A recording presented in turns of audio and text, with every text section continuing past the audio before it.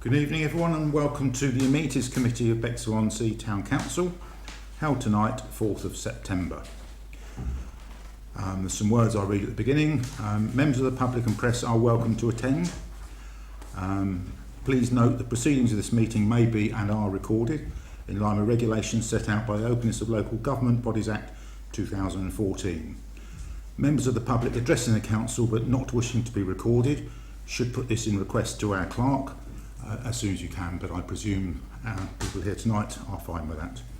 Please can I remind everybody to turn off your mobile phone, at the very least put it on airplane mode, as if you have a mobile phone on it interferes with the radio microphones used in recording the meeting. So that's the technical stuff part of it. So I move straight on to the agenda, which is public participation, item 1. I won't read it out because you all have a copy of the agenda there in the public area, but just to précis it, there's 15 minutes put by for this part of the meeting, and a member of the public will be able to speak for 3 minutes. And I ask the question, do members of the public wish to speak tonight? If you do, could you raise your hand? Okay, thank you.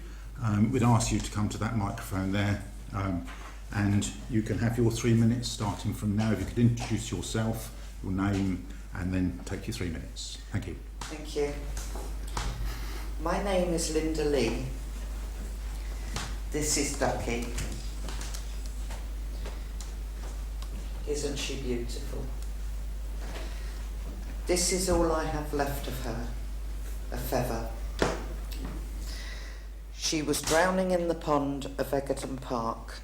When I rescued her, this is what I saw. A large deep hole in her back and a shattered spine. She suffered an unbearable amount of fear and pain, but didn't survive. It's all because of a gang of teenagers who shot her with ball bearings. Previously, a swan was shot in the head, and there are many more distressing incidents that have occurred. Nothing is more important than life or death. Our wildlife doesn't have a voice. We need to be their voice. So, it's Operation Quackdown for CCTV in the park to protect our wildlife. We need at least 2 cameras. One will not be sufficient to cover the pond areas in particular, as we really require 24/7 surveillance. Since all of this, I have received a lot of support with regards to the CCTV being installed in the park. A newspaper have printed 3 articles, hundreds of residents, some organisations and the police are all in favour of this. Now it gets worse. This gang of 5 started a fire last week in the Polegrove and in Egerton Park to deliberately damage property. Coincidentally, the burning of the tree house and climbing frame happened recently too. Also, they have used threatening behaviour towards people for fun, which I have experienced twice. They are well known to the authorities. They have various weapons, sell drugs, and in general, they are very menacing.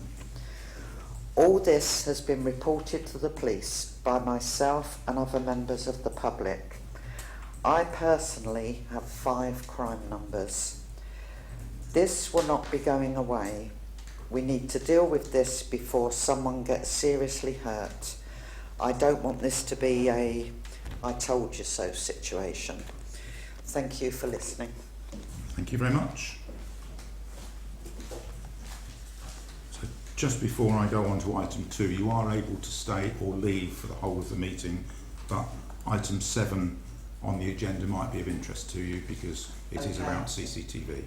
So it's up to you whether you stay or leave or stay until after that subject. Okay? Thank you. More than welcome. It's always pleased to see members of the public at our meetings. Thank you. So I move on to item 2, apologies for absence. Do we have any apologies tonight, please? Councillor Earl, Councillor Byrne and Councillor Roston. Thank you. And to receive declarations of pecuniary and non-pecuniary interest. Do I have any of those? Councillor Brailsford. Thank you. I'm now on the committee for Bexhill and Bloom, and I'm their new secretary. Congratulations. Thank you. Any other pecuniary or non-pecuniary interests? No. Item 4, Chair's announcements. I have no announcements. So moving on to the minutes of the last meeting, which is item 5, from the 5th of June. Appendix A has been circulated. There shouldn't be any comments to be made because it's just ratification of those. Are you happy for me to sign those minutes? I need a proposer and a seconder. Propose, second. Thank you.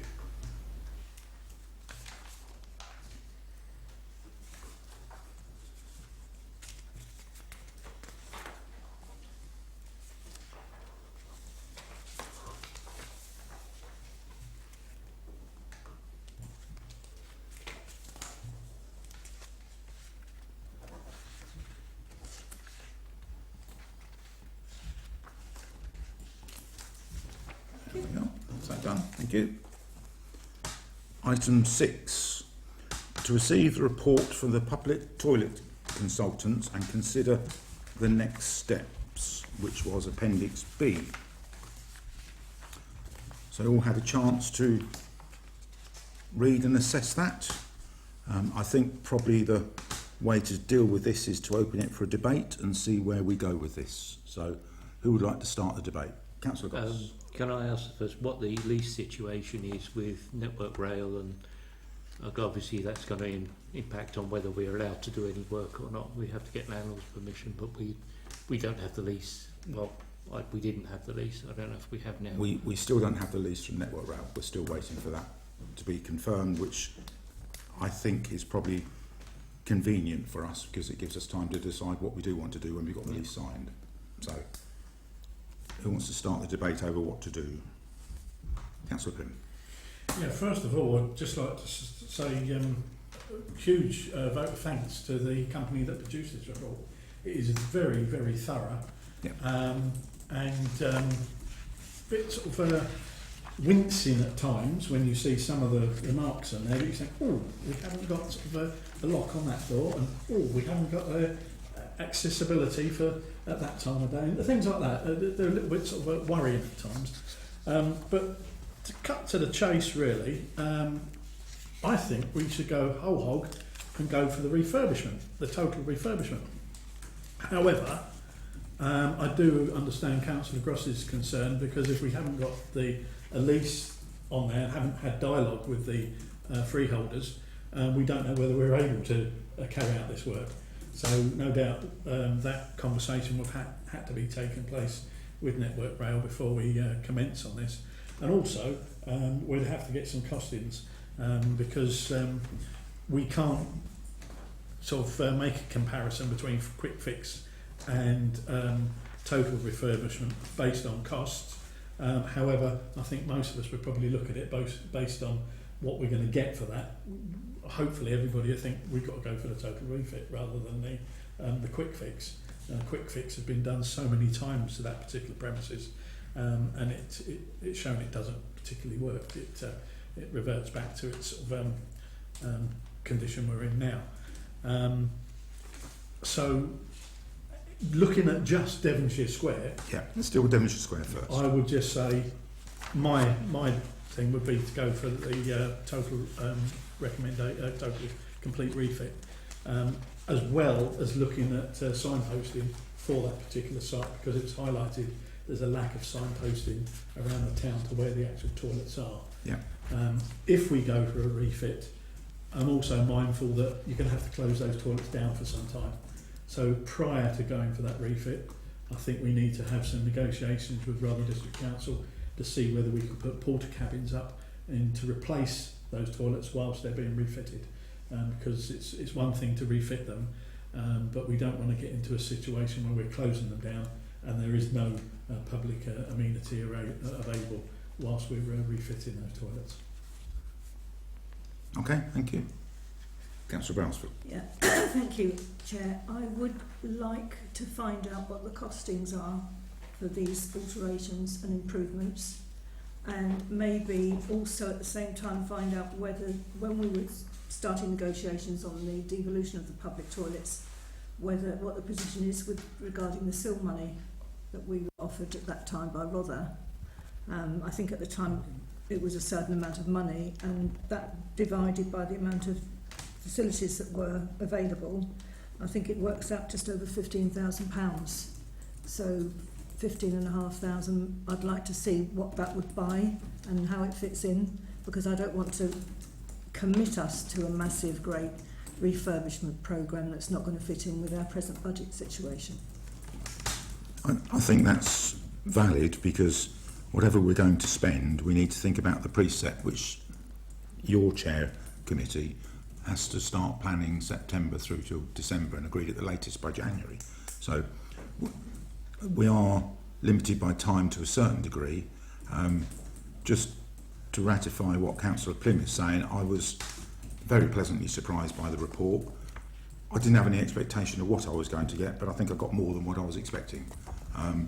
There was a couple of deficiencies in it which I was surprised about, that they don't mention anywhere the potential exterior of the building, and some of the pointing is falling out and looks quite poorly, and they didn't observe that there's no baby changing facilities in the gents, which in today's inclusive society that we live in, that surprised me a little bit. So we might have to think about those two situations as well. But it's interesting that both councillors who have spoken so far, both have mentioned about the costings, and it does make absolute sense before we make any decisions over what to do and whether we go for the whole lot or part of it, or is to get some costs. Councillor Glynn. With regard to the SIL money, nobody has put a limit on the SIL money as per toilet block. The SIL money is for us to spend, not for Rother to tell us how to spend. And so therefore, if we wanted to, we could spend that proportion of money totally on these toilets. I'm not saying we would, but I'm saying it's up to us to decide how much we spend of the SIL money on what.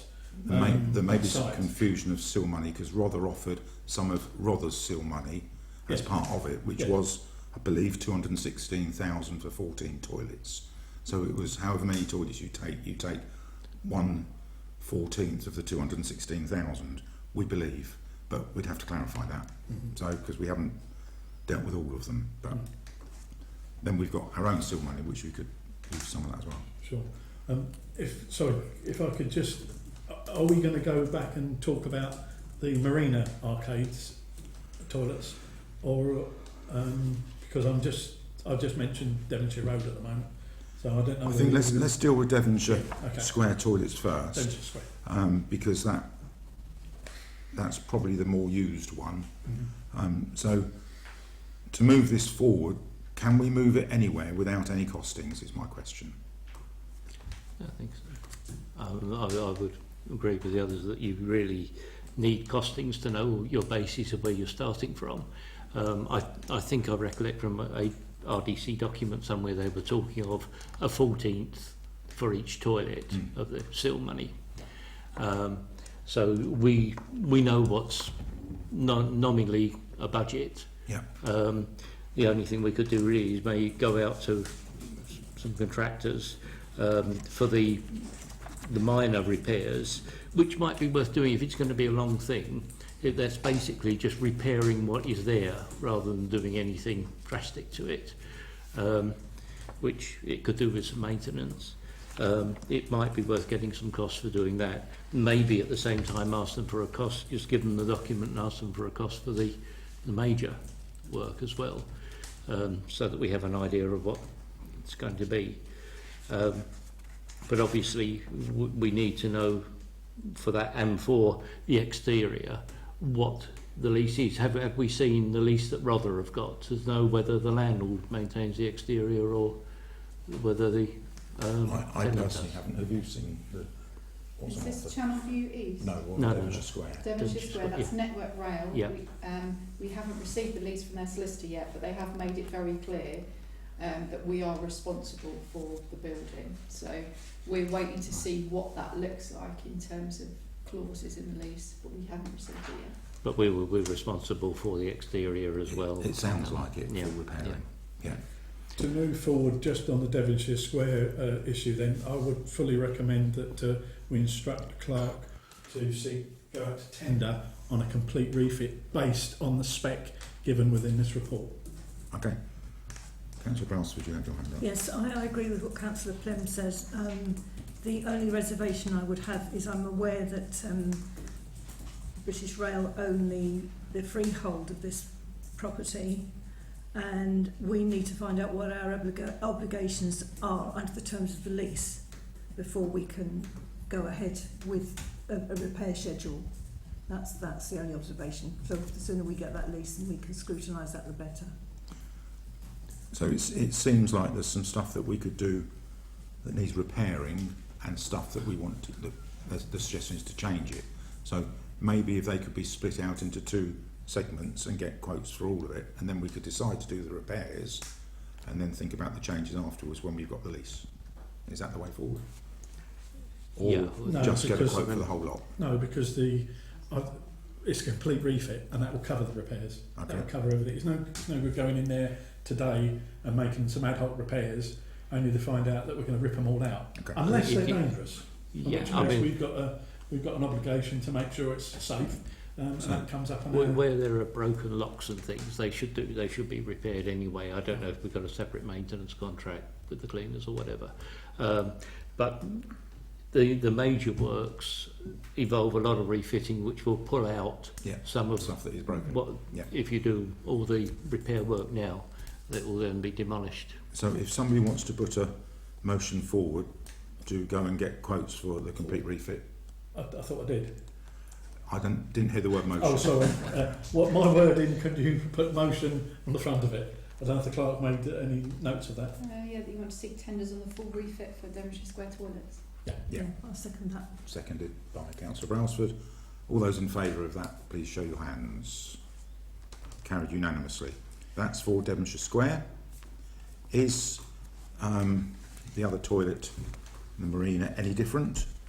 Does anybody wish to raise any other different issues? Councillor Pym. Slightly different in this particular site because the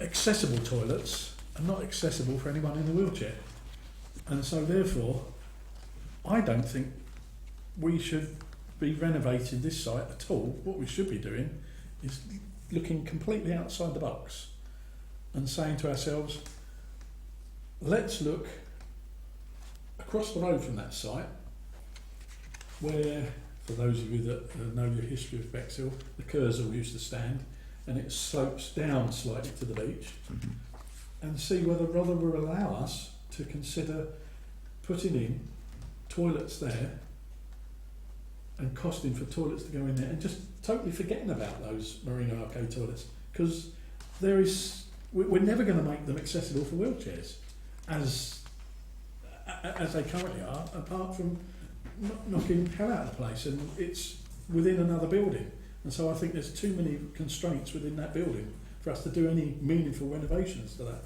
particular site. We can tinker around with it, again, if that's what our lease allows us to do, but for a complete refit for that particular site, I don't think it's worth doing. We might as well think a bit outside the box, like I said, and put something completely new, fresh and invigorating on the horrible eyesore between the sailing club and the road there, where it dips down and causes a little bit of a hazard with the slope down. When you say there's not an accessible toilet, in the report it says there's a women's accessible toilet. There is in women's and men's, but it's not wheelchair. It's not big enough to allow for wheelchair turning. It's an ambulance accessible. Okay. Yeah. Okay. Same with the men's one. It says this cubicle is not wheelchair accessible due to its size. Okay. I understand. But it could possibly look at the toilets themselves are pretty large from memory. I've only obviously been in the men's, but there's quite a lot of space in them. It may be possible to put an accessible cubicle within what's there. I've not considered the plan or how you might do it, but I'm just thinking if Rother are not particularly helpful generally about putting another building in and things like that, and they'll want to lease a bit of the beach to us or something. And if it could be incorporated in there, you've got the drainage and that sort of thing in there already. Okay, that puts a different context to it, which is why it was probably wise to take them separately. I'm sorry to interrupt. I'm sorry, a member of the public can't speak outside the first 15 minutes. Just Sue works there. I know, I'm sorry, but I know. Thank you. Well, there is no reason why we can't ask Rother, but I suspect that would cause other issues and costs with planning permission, etc., because it's another building. But I don't see any reason why we can't ask, assuming we don't know the answer whether it's yes or no. We may have to default back to use these, so we could still get the quote for the repairs for this in preparation, because it doesn't cost anything to get a quote. So I hadn't thought about rebuilding a brand new toilet, because that hasn't been on our radar for forever. It's not something that the town council have looked at doing. So I would suggest that if that was a motion that was going to come forward to visit the opportunity of putting a toilet somewhere else in lieu of these, that would be a separate motion that would be needed, because we haven't gone down that route yet. Yeah. I fully understand we haven't explored this avenue yet, purely because I wasn't aware that the so-called, well, colloquially called disabled toilets there were not accessible for people with wheelchairs. I assumed they were. Having found out through this report that they're not, well, I think we should probably go some way to try and find out how we can make accessible toilets there, and rather than create a lot of work within a building that is already sort of linked, it is interlinked into other sites within that block. Look at the eyesore across the road there, where you've got weeds growing through and a very hazardous escarpment down to the beach, and see if we can build something that's accessible for wheelchair users, as well as members of the public. I also feel that we should be going out of our way to try and find out whether we can get funding for that particular avenue, because I think there are areas of funding that would help, especially for accessible toilet facilities for disabled people. You may be able to get some funding for changing places type toilet, as they have in the park. It is a possibility, but I think it's not great timing for the town council at this time of year, with the amount of workload that we've got on, to put more work onto our clerk to investigate that. That isn't me saying no, because I can't say that, but I think we've got to prepare for what we've got in front of us, and we can't do anything about these without quotes. And if somebody wants to put a motion forward at a future council meeting to investigate that possibility, that will be a major funding issue, and I think probably it ought to go to the next committee meeting, because technically that's not on this agenda. This is about the refurbishment of the two toilets we're talking about. Again, we don't have the lease for this. We've had a draft lease which made some comments on back to RDC. We don't know how they're approaching that. Nothing back. So we couldn't do anything too quickly anyway. These things take time. And when you look at the condition inside of these toilets, they actually look relatively presentable in comparison to... I was going to say maybe the minor repairs we could get done, but at this stage wait until we get the lease, and we can always look at them ourselves and see what might be able to be fitted. But. So in order to move this forward then, shall I make a proposal for a motion that we ask the clerk to go out to tender for the recommendations based on this report? Because there doesn't seem to be two recommendations in this report, it just seems one. And at the same time, to inquire with Rother whether they would allow us to consider the site opposite. Because then at least we can hopefully get both answers at the same time. We're preparing for what we know we've got to do, and we're looking into the future as well. And if we have a no from Rother, then we know. Do I have a seconder for that motion? Councillor Brailsford. All those in favour of that motion? Yeah. Carried. Did the clerk get the wording on that? I've got, it was resolved to seek tenders on the recommendations for the Channel Viewers toilets and inquire with Rotherham District Council to ascertain if they would allow the Town Council to utilise the site opposite to build a new accessible toilet. Yeah. Yeah. Thank you. That is item 6 complete. No, it's not. We've received the report. 6B is to note the cleaning and maintenance contract is underway with Wetton for Devonshire Square. So that is just for noting. And the East Parade lease is back with Rother District Council following some feedback from the last full council, and we're waiting for that to come back to us, so that's again for noting. And the Devonshire Square, it's been made quite clear that the footprint is a footprint and there's no expansion that's going to be available, but we won't know definitely until we get feedback from Network Rail. So item 7 is CCTV. So we have 2 documents to review, but I'm going to also, item 15, I'm going to move the 2 motions that have been put forward, as they're both concerning CCTV, to within this category which reviews the CCTV documentation. So 15A and B I'm going to put before we do the CCTV documentation. Is that clear? Councillor Goss.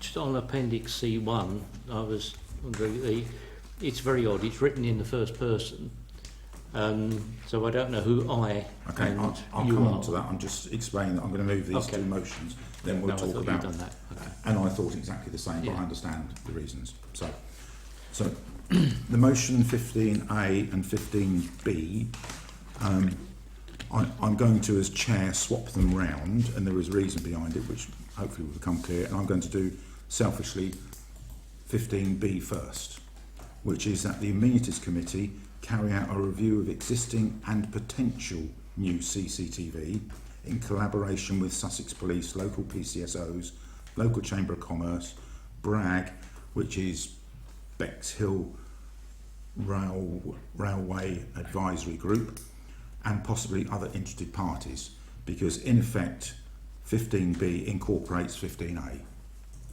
So I'm saying to carry out a review of existing and potential new ones. So does that make sense? So whether Councillor Plym would consider removing motion 15A because it's included within 15B to have potential new ones as well, or not, I don't know. Judging by your word in there, it says the Amenities Committee carry out a review. Yeah. Have we got that would need a working group, I presume, to do that? Potentially So that's for us to decide, so yeah. If we're going to do work outside the actual committee itself, correct me if I'm wrong, and perhaps the clerk can correct me on the clarification of that, would we have to form a working group to review the existing contracts and potential new contracts? So the motion says the committee will do it. So if the committee will do it, what that means is I put an agenda item on the next agenda, and you'd all sit here, look at Bexhill's CCTV cameras, and then I suppose I would then write to Sussex Police, the PCSO, and ask them what they think as well, potentially. So that, I think that's what the motion says. The motion says the committee will do it. If a working group do it, they haven't got any decision-making powers. Okay. So they could go away and do research, but they'd have to bring it back to here for this committee to receive the report and then make some decisions. Okay. So given Councillor Wilson's motion then, would we have a time scale to that at all attached? And That- is it going to be That would be up to us to decide, I guess. is it going to be feasible to ask our staff to work to that time scale? I think you'll have to take guidance again from the clerk as to how we go with that. Instead of looking at one particular camera and talking about one site, you're covering 10, is it 10? Or 9. 9 other cameras, and including various other organisations into it as well. So it's although I like the sentiments of it because it will cover that. I'm just worried that it's going to cause that much work that we might get bogged down and not actually look at the actual. I think it was my view that until you know the ones that are in existence are fit for purpose and right for us, is it right to put more in until you've established what you, because we've only taken them over since 1st of April, and there's been some delays, etc., etc. But I mean, it's up to the committee. We can do them separately. We can review the existing and look at and take them separately. Mm-hmm. Well, this isn't looking at the motion 15A is looking at a potentially new site rather than reviewing the others. Okay. So it is just a one-off look at that site. Is it possible? Do the police want it there? Can we do it? Can we fund it? Right. Councillor Goss. In considering B, because we are, have we had any report from the police on the cameras and whether they're particularly useful or if they're not in the right place or whatever since they've been working again? I personally haven't seen any. Have you seen any? We haven't asked the police for any reports. Oh, I thought we were already asking. Well, yeah, I think we should ask them for something to see how things are working. Okay. Councillor Brailsford. Thank you, Chair. Yes, I agree, and I imagine that the work has already been carried out with statistics with regard to the 9 that are already established, i.e. where they're positioned in the areas, and also the relevant statistics as to the usefulness of their situation. And maybe, I mean, the member of the public was speaking earlier, they were suggesting maybe 2 potential additional CCTV cameras for Edgerton Park, and I'd be interested to know, you can't say anything now, but roughly where they'd be sited. I mean, common sense would tell me, give me ideas. That I would think we'd have to wait for the specialists, like the police force, to come back to us and say where they would like them located. But maybe we could take that into consideration at the same time. So, to move this forward, it is tricky because it is a lot of money that we pay for CCTV, and clearly if you install 2 more, you've also got the installation costs on top of the annual charge for CCTV, and everybody wants CCTV to protect them and their surroundings in numerous parts. And it does go back to what I said earlier, is how do we know what is the best value for money for the CCTV that we currently have and we're paying for, against potentially having any more without a review of it, without any statistics or anything like that. And we haven't had the capacity, and may not have for some time, to do the investigation work into pulling all of that together. Councillor Plym. Could I just ask a question regarding the contract we have with the police force with the CCTV? Is it a 1-year contract, a 3-year contract, or I can't? It's a rolling contract, isn't it? Agreement. I think so. Let's get it on the screen. Is it tied in with the Chromavision paperwork or the? I think that's sort of separate. I've got questions on that anyways. Yeah, no, I think it's tied into this though, because if we know what the timescale is for the review of the contract, then the actual review of the sites can take place over 7 years, rather than if the contract is up for renewal next year, then we know we've got up until next year to do it.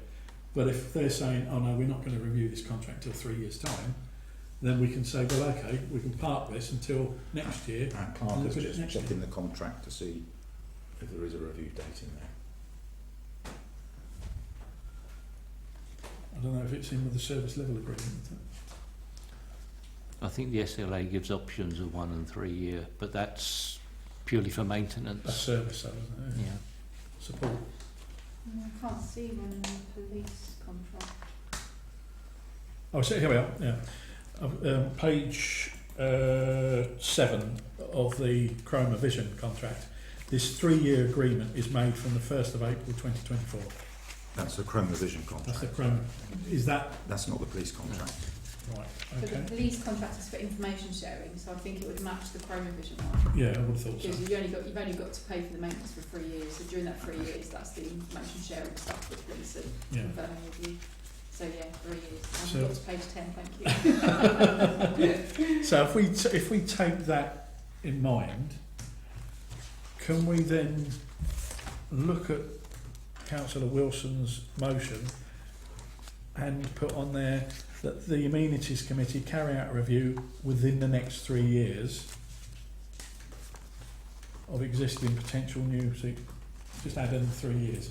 Therefore, the clerk then manage her workload over a 3-year period rather than being rushed into it for this year. So, review existing and potential over the next 3 years. Yeah. Okay. Am I able to amend that motion? You have to put forward an amendment, get that seconded, and then hear the amendment first. Okay. I'm happy to accept that as an amendment to review the existing and potential new blah blah blah over the next 3 years. If somebody will second that amendment. We have a seconder. All those in favour of that amendment? That's carried, so that's going to be done over the next 3 years.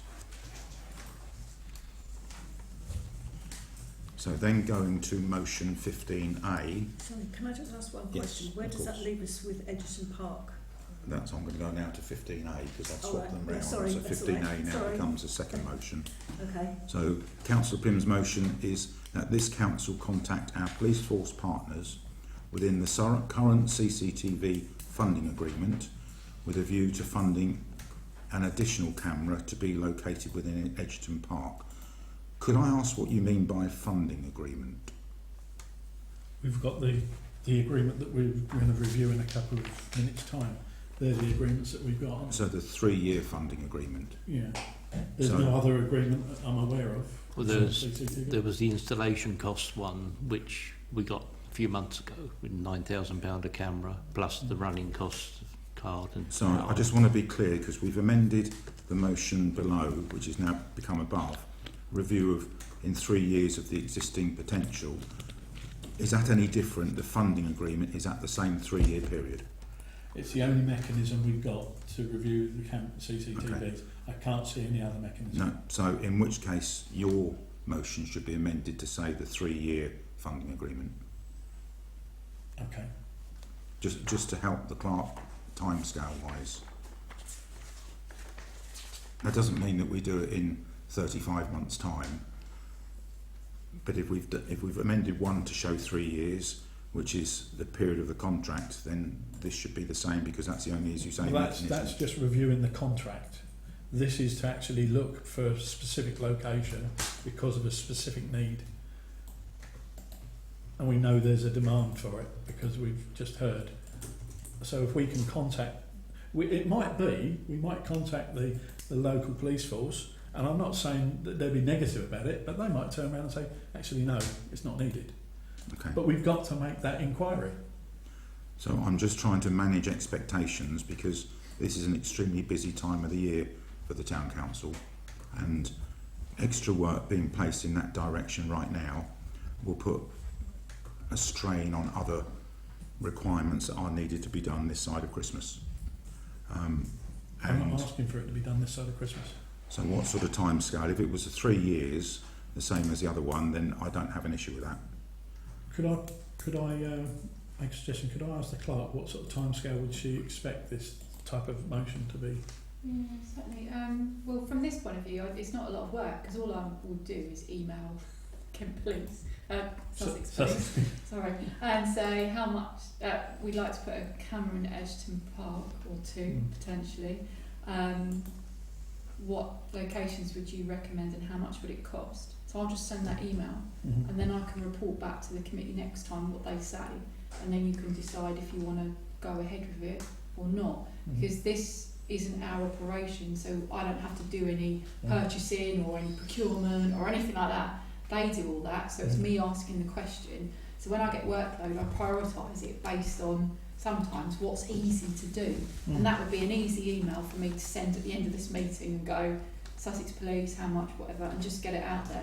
So that this one isn't too bad, but doing a review of all the CCTV with all those groups, that's a massive project. So I think that's a simple project to do compared to the other motion, potentially. Okay. Anyone else got anything to say on this motion? So it needs a slight amendment then to direct, if you like, our clerk as to what to do strategically. I think it's there though, isn't it? That this council contact the police force partners within the current CCT funding agreement with a view to funding an additional camera located with Eglinton Park. I don't think there's anything else to add to it. Okay.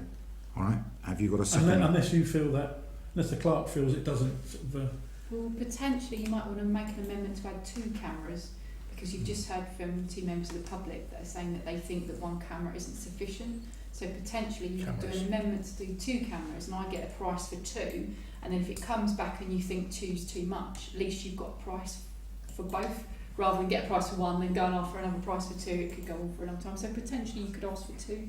Maybe just say additional cameras, because exactly what I was going to say, Jeff. they may come back and say you want 4. Exactly what I was going to So say. if you pluralised it. Just add the S. Okay. Would you like to propose that as an amendment to your... Yes, I will propose an amendment adding the S onto the word camera. Do we have a seconder? Councillor Brailsford. All those in favour? That's carried. Okay.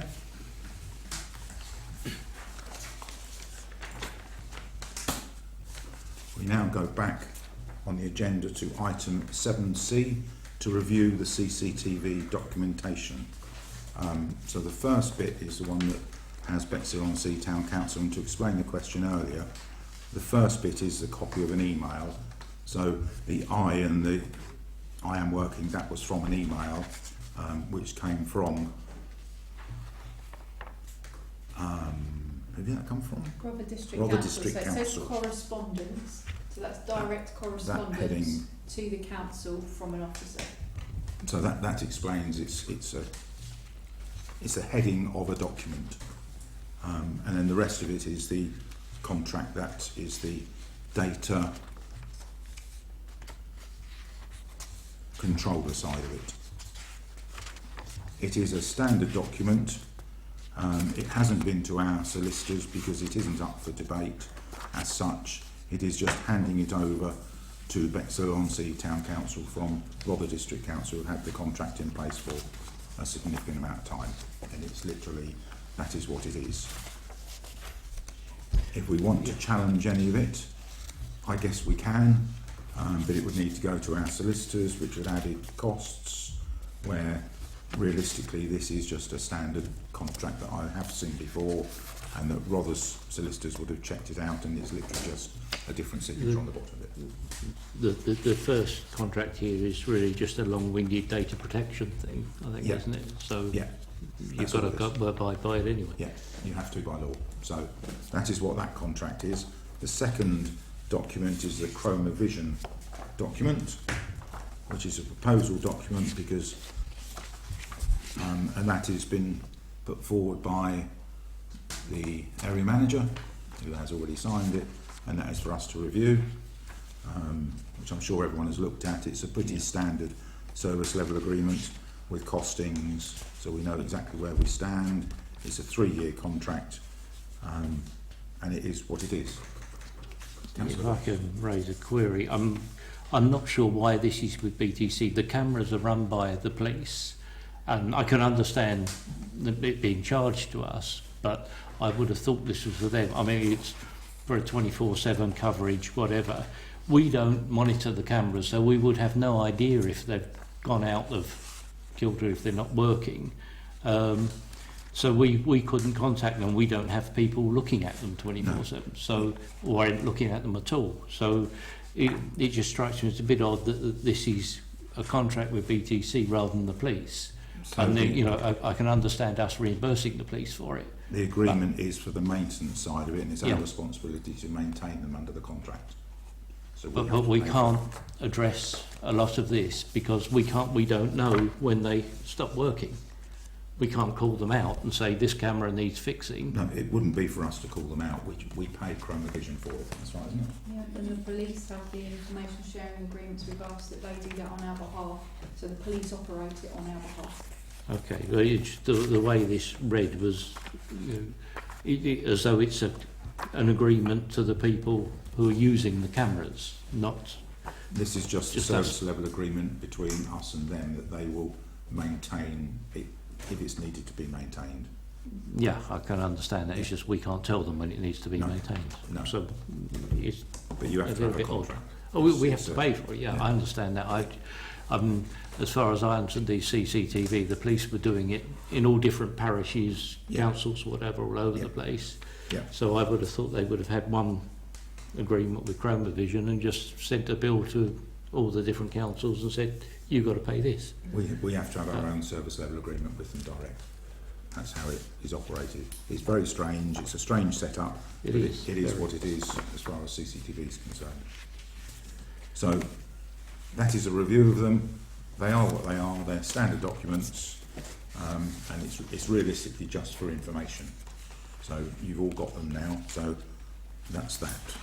So I move swiftly on to item 8, to appoint 2 more members to the Town Accessibility Working Group.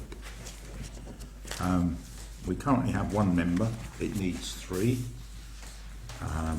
If there aren't any other members, then I would suggest that we consider not having a Town Accessibility Working Group, because we are struggling to get councillors to be a member of it and to work within the group to improve the town accessibility. So the first question is, to people here tonight, would anybody like to volunteer, I'm looking for 2, to join the Town Accessibility Working Group? Could I just seek some clarification Of course. on this? The working group doesn't necessarily have to be councillors or even councillors on this committee. Could it be presented to full council to see if anyone on full council would like to put forward this working group, and then they might have somebody who's not on this committee might have the time and energy to sort of gather a group of people that wish to be part of the working group. I will seek clarity whether we can do that. Can we do that? Can we ask full council? So you just want members of the public on there? No, not just members of the public. Anyone. Anyone, because a Yeah. working group, you can... You can have anyone. You need to call probably a couple of councillors to Yeah. chair it and manage it. But it doesn't seem to be that No. people from this committee, but from full council, there may be Might someone that some wants people. to... And that is possible. Yeah. So you could put this on the next full council agenda as a recommendation that people come forward. Exactly, yeah. Okay. Unless anyone's showing an interest now, which I'm not seeing any of the 3 hands that could raise. It's not out of interest, it's just out of time. Yeah, me too. So, okay. Do we need a proposal for that? Proposal, is that a... My proposal is that we pass this to full council to seek to fulfil these roles via full Okay. council. Seconder of that motion? Seconded. All those in favour? Carried. Item 9 is to note membership of Coombe Valley CIC. It's work in progress. We're waiting for them to come back. The application's been made. Bus shelters is item 10, to note full council decision that £15,000 of SIL funds are going to be used to support the 2 Bexhill Heritage bus shelter projects. 10A, actually not 10A, but the second one on this heading, to approve essential repairs to Endwell Road bus shelter.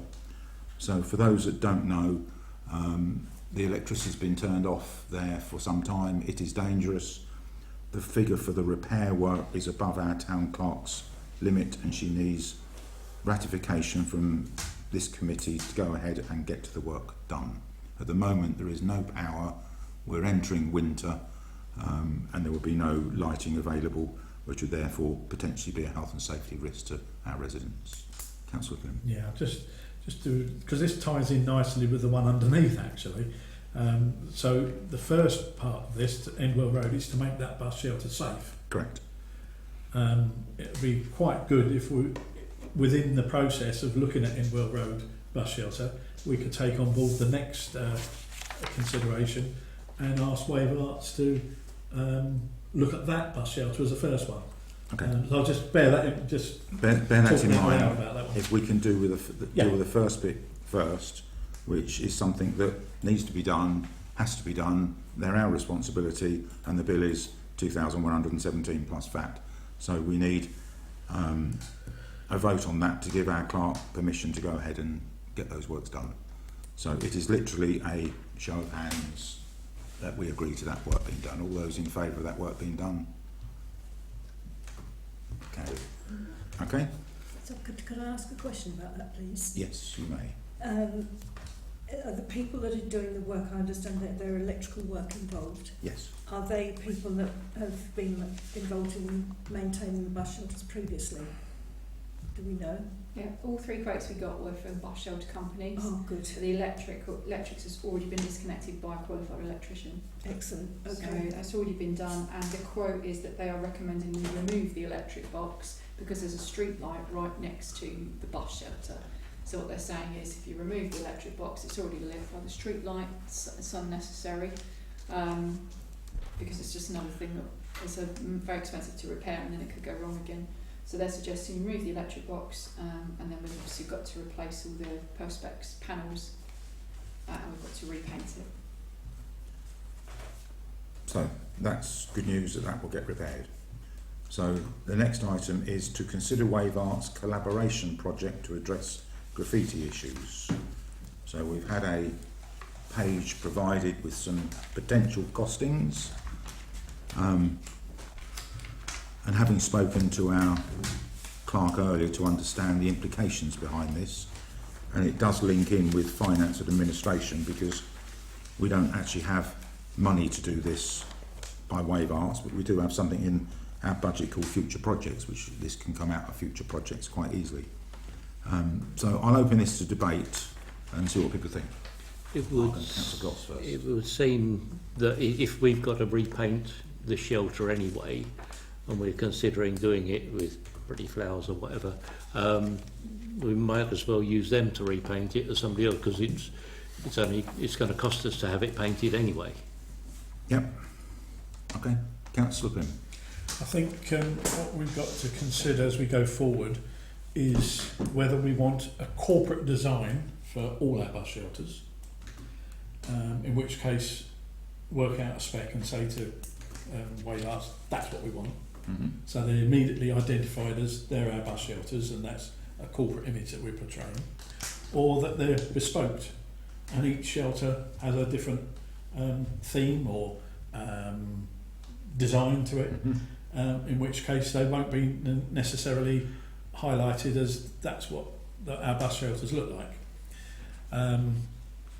Cheekily, I quite like the idea of the one outside the town hall having the Bexhill town flag on. I think that would sort of bring a smile to quite a few people's faces.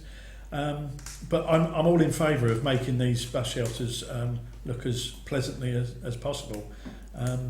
I just wonder whether it will stop the opportunity of any advertising revenue we could get for any areas that could have advertising on. I'm not too sure how many of them would have advertising on. I'm not sure what this... Hang on, through the chair. Hang on, have you finished? Yeah. And I think the first one would be Endwell Road, seeing as that's one we're going to be spending some money on as well.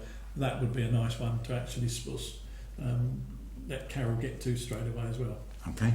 Councillor Goss. I'm not sure what Enwell Road one looks like. I'm not familiar with it. But there's these repairs, which we so disconnect electrics and replace perspex. Yeah. Does that include painting? Yeah.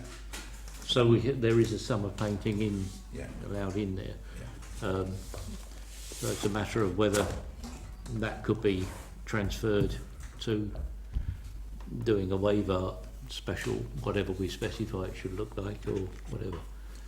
I've no idea what this particular bus stop looks like. Is it a solid? Well, obviously it's not. It's perspex to be repaired. he said. So It's not in my ward, so I don't know what it looks Yeah. like.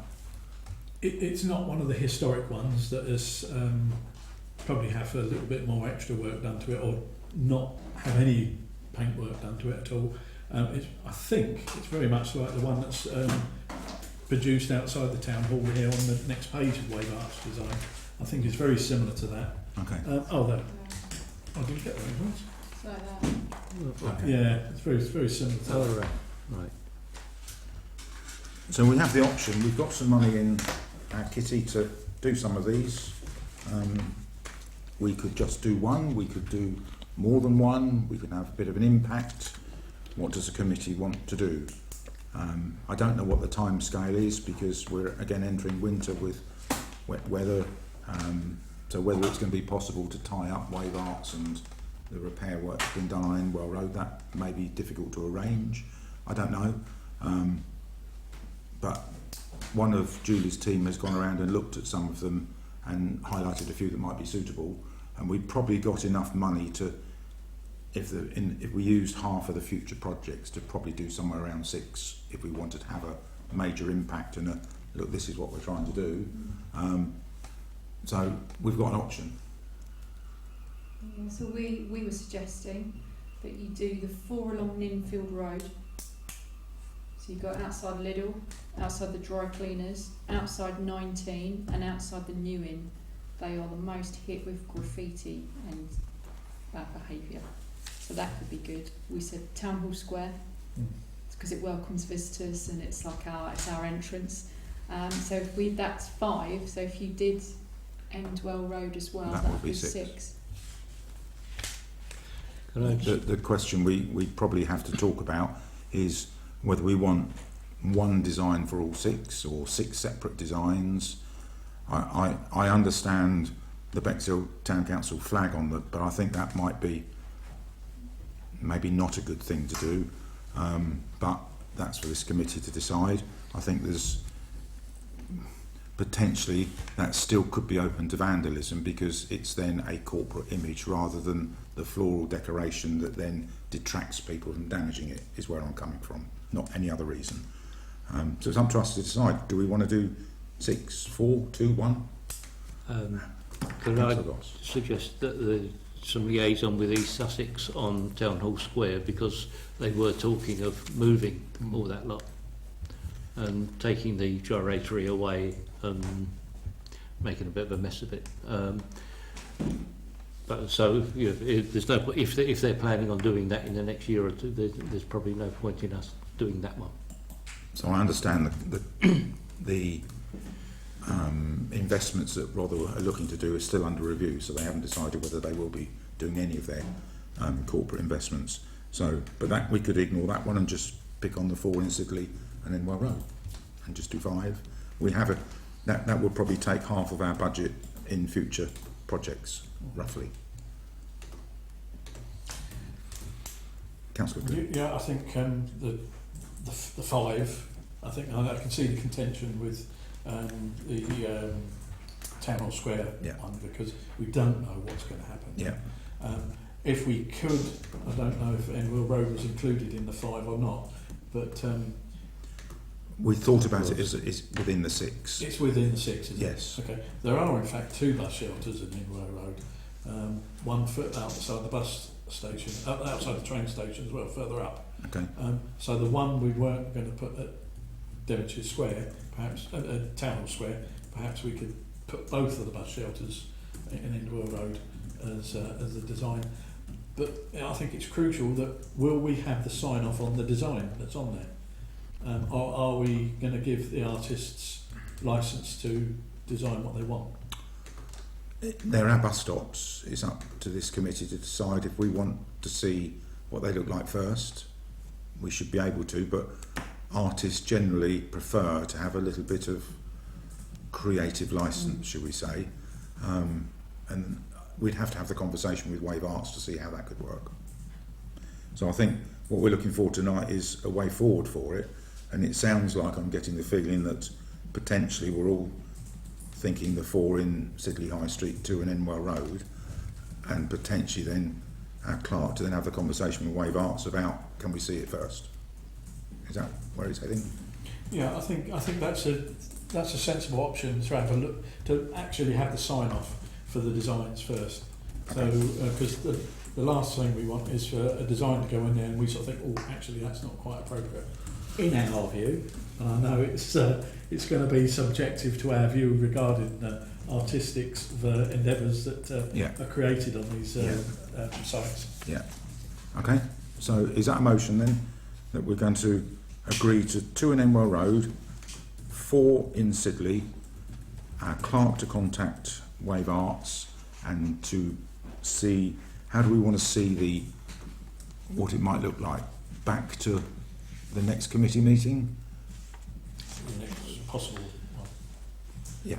Okay. Otherwise, put time on it. Yeah, because that will give our clerk a bit more time rather than having to. Yeah. Okay. I'll second that motion. Have you got that? Which resolved to collaborate with Wave Arts on the following bus shelters: Ninfield Road Lidl, Ninfield Road Dry Cleaners, Ninfield Road Number 19, Ninfield Road New Inn, Endwell Road Blueberries, Endwell Road Station. East Sussex Highways approval should be sought and designs should be approved by the Amenities Committee before it goes ahead. Yeah. I'll second that. All those in favour? Carried. Okay. So on to item 11, environmental matters. To note, welcome to Bexhill sign is being manufactured. So it's all been sorted out, we're just waiting for it to be made. And that's to note. 11B, to consider investigating a welcome to sign in Norman's Bay. I think that was something that you raised previously, Councillor Pym, about whether we could have one. I've done a bit of digging around and it appears that the issue may well be where it can be sited, because at the entrance to Bexhill there isn't anywhere it can be sited on the road from Norman's Bay, unless anybody knows any different. Councillor Pym. I believe there's a toilets block virtually on the actual boundary. I'm not too sure, but I think it's not too far from it. It's just a matter of speaking to whoever owns that little plot of land and saying, do you mind if we just put a sign there saying Norman's Bay? Where exactly is the boundary? I know the road, but you know where the campsite is? Yeah. yeah, The road that shoots off before you go into Norman's Bay, off into towards the goes start. over the railway line. Yeah, Yeah. it's that's the boundary, Right. I believe, or very close to it, within a matter of sort of metres from it. I think some work's been done before. I'm looking for a bit of advice. Yeah, we looked at this before, but we can look again. Because it is Find quite close anywhere. to the public toilets there, isn't it? Yeah, I can't remember. It was found that we couldn't. There was some reason why we couldn't put it in there, but we can ask the question again. Yeah, because we're not looking for anything substantial. We're probably looking for sort of something along that sort of Yeah, size. see, the actual ones we're putting in at like Cooper I know, Valley yeah. are huge, so maybe it's Yeah. the size we went for that was just not appropriate Yeah, for that area. it wouldn't be needed because we're talking about a B road rather than a major A road. Okay. So we're just looking for something that says Norman's Bay. It's just, Or the boundary, welcome but- to Bexhill, Yeah, or welcome to Bexhill, Norman's Bay. Okay. Some further work to be done. Yeah, yeah. Okay. yeah. I'll look into it. And it's Don't need a not motion for that, time. do Yeah. It's not time critical either. So Motion, please, Councillor Plym. that this council looks into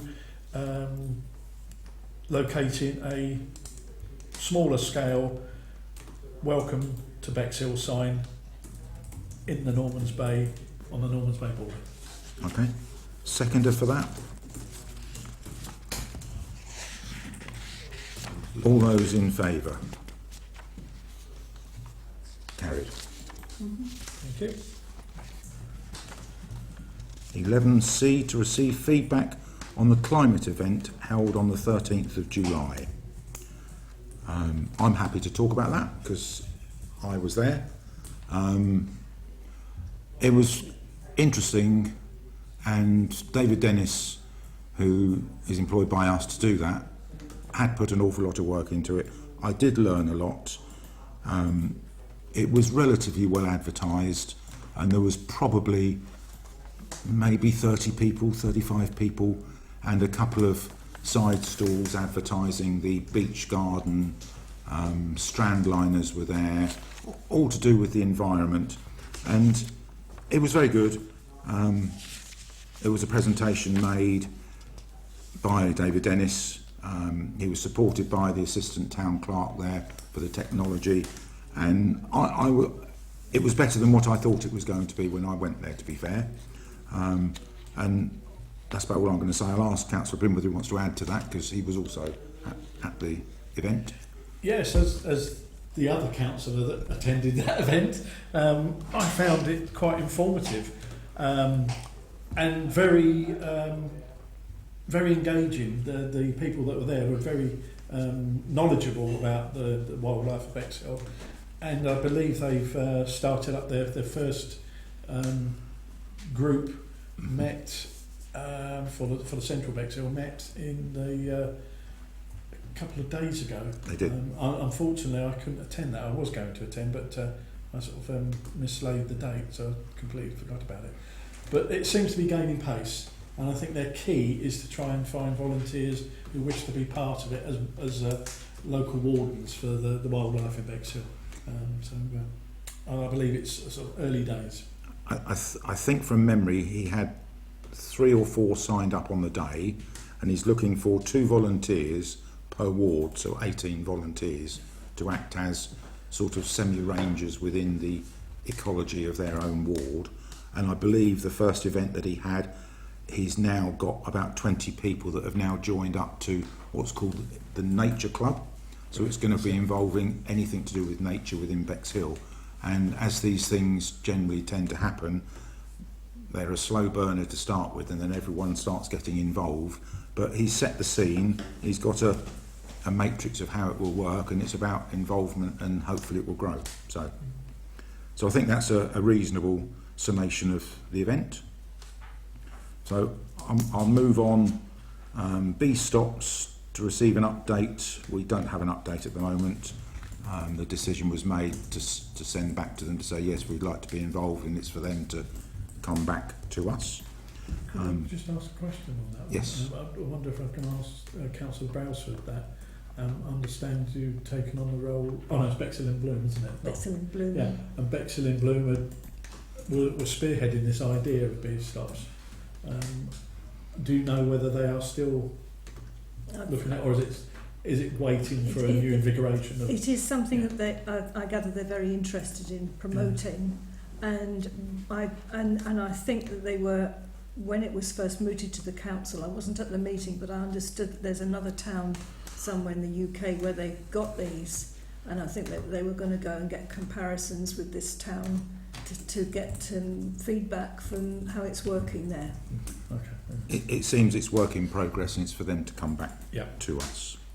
So item 12, highway matters. To note no further, well, it's not quite true. There has been a response now from East Sussex County Council, and our clerk is in the process of arranging a get-together. Watch this space. To note no further update on a request for the new grit bin. So that is... Could I ask a question on that particular one, please? On the grit bin? Yeah. Who has not given us update on that? Is it Rother District Council have not given us any update? Because we can fund the bin, and we know where we want to put it. Are we not getting any positive response to put it where we want it? It's in the East Sussex County Council workflow. So you tell them where you want it, and they go and risk assess it and make sure that it meets all their criteria. And if they say yes, they put it in and then bill us. So we're waiting for them to tell us that it's a suitable place. Okay. Is there any mileage in us contacting our relative county councillors to sort of spur this on a bit? Yeah. Yeah. Okay. So that will be Councillor Clark. From Pepsham, yes. Yeah.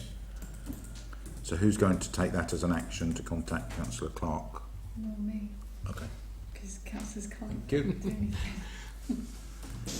Okay. 12C, to consider writing to the town board requesting that Twittons and footpaths are renovated.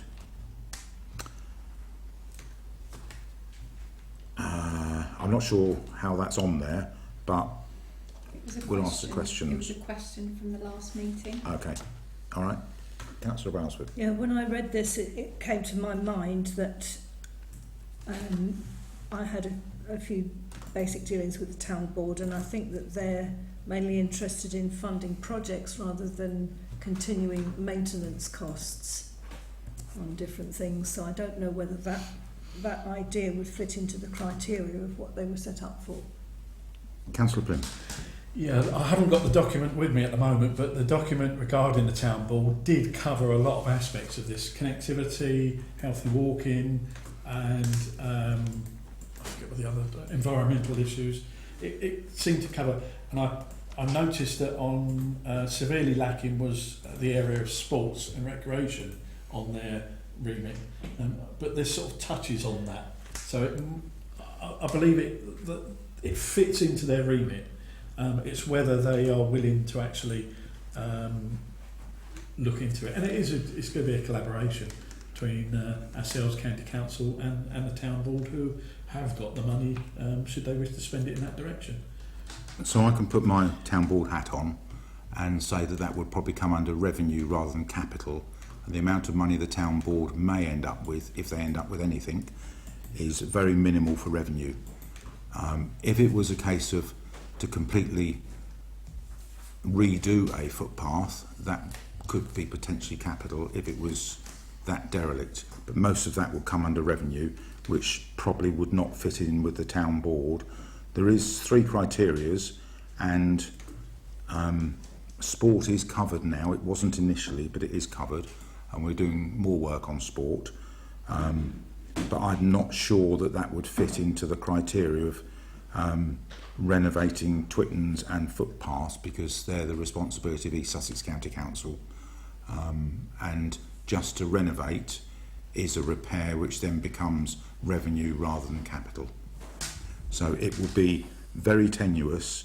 The other side of the coin is that at full council, all councillors are asked for 2 suggestions to put forward to the town board, and that wasn't on the list of the suggestions.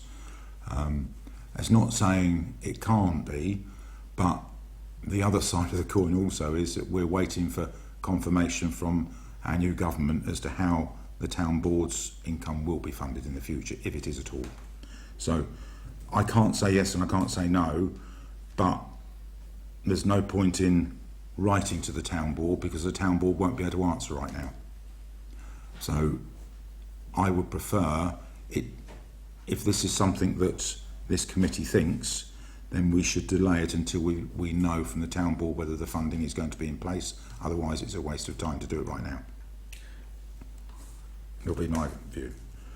Just pointing out that writing a letter to the town board isn't going to take too much time or cost any money, and we get a definitive answer from the town board, because no one person could speak on their behalf. You wouldn't get a definitive answer from the town board on that. It would go through a whole process. Yes. And yeah, okay.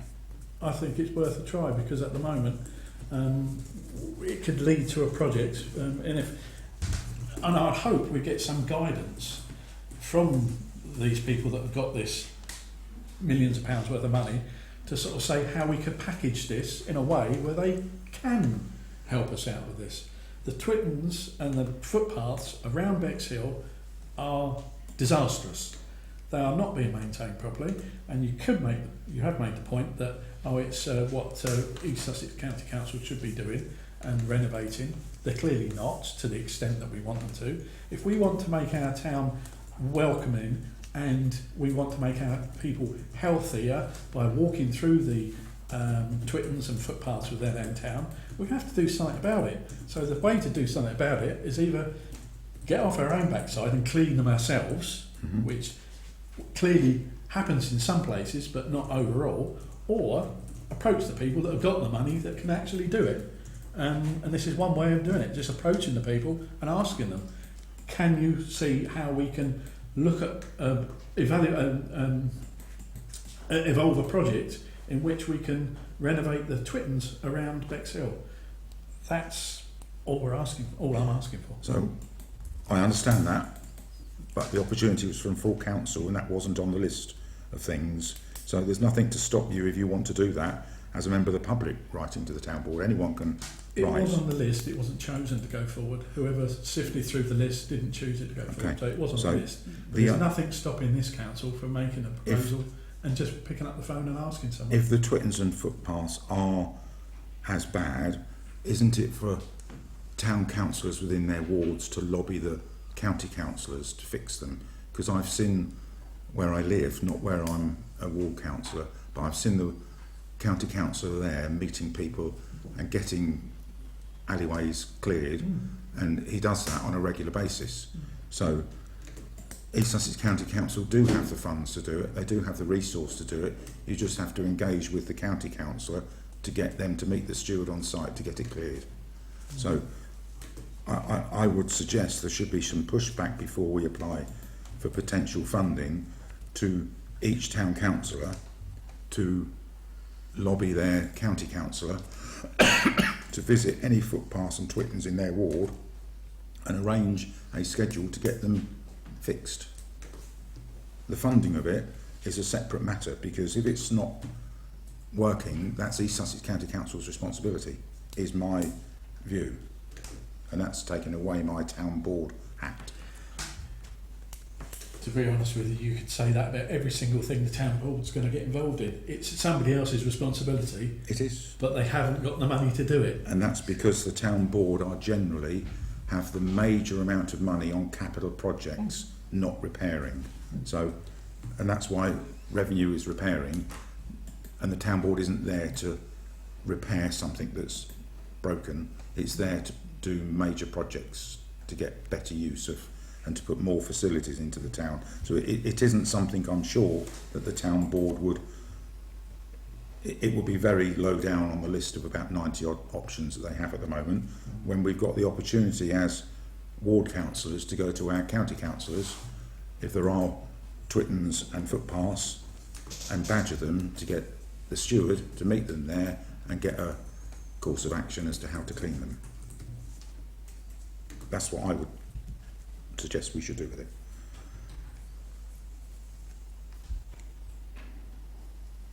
It's consider writing, it's another letter to be sent, but when we've already got East Sussex County Council, we should be doing it. And they are doing some, and if you don't highlight the ones that need doing, they're not going to get anybody saying, please can you do this one, please can you do this one, if you don't ask. So it's really the responsibility of ward councillors to lobby their county councillors. Same situation with the grip bin, isn't it? Yeah, exactly the same. Exactly the same. Which we we just go on and yeah. on and on. Yeah. But we have to start somewhere, otherwise all of them will be overrun with weeds and brambles, etc. And as ward councillors, we have to stand up and do those sorts of things. Is that the solution to that 12C? For the committee to decide. I mean, I can put a motion forward. My motion is to consider writing to the town board requesting the Twittons and footpaths are renovated, or working with us on a project to see the. Would that sound better? I don't know if the wording of that would be right. Can I seek some guidance from the clerk on how the wording of that would be? Yeah, I think it would be a project anyway, wouldn't it? I think it's whether or not the committee will they want to ask the town board, because that'll open a conversation. So the question is, do you want to ask the town board that they start looking at Twittons and footpaths? Okay. And if they come back and say we consider it, then we can go from there. If they say no, this isn't for us, then we've asked the question. And we go down Councillor Wilson's route that they suggested. It doesn't prevent councillors going down the route anyway, because but that's for us to take that away, I think. So, okay, we've had a debate. I put it forward as a motion. Okay, do I have a seconder for that motion? I don't have a seconder, so that motion's fallen. Sorry, can I just add that I have a reservation on that, because I have had problems in the past and contacted East Sussex, and it gets done. They've got the equipment, they've got the workforce, and if you keep on, it will be rectified. You just have to lobby. You just have to keep on. Okay. We'll move on to item 13, allotment sites. Allotment reports will follow to the next meeting, mainly due to annual leave and time of the year. So 13B, to receive feedback on council allotment site visit on the 8th of July. Who would like to just make a few words? Who went? Councillor Bloom. Yeah, we had an excellent visit round there, made very welcome by the people that we met on site, and there's a lot of work in progress, obviously a lot more work to undertake, and I think it's showing the difference that the money that we're investing on that site is starting to show the early signs of fruition there. Okay, thank you. Councillor Brailsford. Yeah, I have to agree with what Councillor Pym said, and I mean, it didn't mean a lot to me, it was just a word, but having been there, I felt that we need to acknowledge the great benefits that have resulted from the hard work that Pelham Enterprises Group have put into our allotments, which has resulted in the removal of so much unsightly fly tipping, undergrowth and rubbish. This vast improvement makes the previously neglected allotments more attractive to new users, resulting in more lucrative use of our land as more plots are becoming available to Bexhill residents who can make use of them. I'm very impressed with what I saw. So. And I would like to add, I concur with both of those councillors' comments, and I was quite astonished at the condition of them. I hadn't been there before, so it was a very welcome opportunity for me to see them. I'd only been to one other allotment in Bexhill, which was very well organised, very well run and in a very tidy condition, and we have a lot of work to do on these, which is underway, and it's good to see progress. So, very good. 13C, to receive tree works. So they're in hand, some have been done, so it's in hand. Moving on to finance and administration. That shows you the budget performance as at the 31st of July, which it is what it is. It's quite clear, I think, that we do have funds available, which we've talked about. Some of the future projects, the bus stop will come out of that. The Doomsday project, obviously that money is paid out every month, so that will dissipate over the year. And the other 1,500 is for grip bins. So we will stick to that financial commitment by the end of the year. Anyone got any comments on 14A? Only Bexhill in Bloom we haven't spent anything on. It's getting to autumn now. Is that one likely to be spent or transferred to next year? I don't know, I've only been to one meeting. The next meeting's mid-September, so I'll come back and... It's been spent. Oh, it has? We've spent the 5,000, hence in funds available it says zero. Oh, sorry. So we've spent the 5,000, yeah. And that was towards some of their projects that they've got and some other stuff that they were doing. So sorry, cross-eyed. Yeah. That's all right. So I move on to 14B, to consider budget requests for 2025-26. So I'm sure you've all been thinking about what the Amenities Committee are going to have to think about from April next year, around for 12 months. And I've been writing a few things down, and I've got 7 or 8 things I think we need to think about that aren't in there this year, as well as leaving some of the things in there that are in there for this year, like the additional verge cutting. Is it this committee that decides that, or full council? You put forward a request for the budget, and the finance committee review it, and then full council approve it. So do we want to have the additional verge cutting for next year? Do we want to continue with the Doomsday project from June of next year? Do we want to support Bexhill in Bloom? And then there's other things we need to think about that isn't in the budget for this year, which we need to get to the finance team so Councillor Brailsford and her committee can cross-check it before the precept is done, like CCTV costs, bus stops, potential Edgerton Park, toilet cleaning. Anything else that Bexhill-in-Bloom might be coming up with? All those we have to consider now, because the budget will be starting to be prepared in September, and give our clerk a bit of a guide as to what we think that's going to be.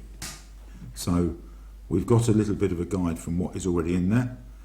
So do we want to leave all of those in there, plus obviously inflation costs on verge cutting, I'm sure. So should we take them one at a time? Let's talk about additional verge cutting. Do we want to recommend to Finance and Interfall Council that we still do the additional verge cutting for 2025-6? Has it been monitored anywhere that we've actually received what was paid for? I know that there were a lot of complaints. It was supposed to happen June, July time or something, and there were a lot of complaints from residents that it hadn't been happening. But I don't know.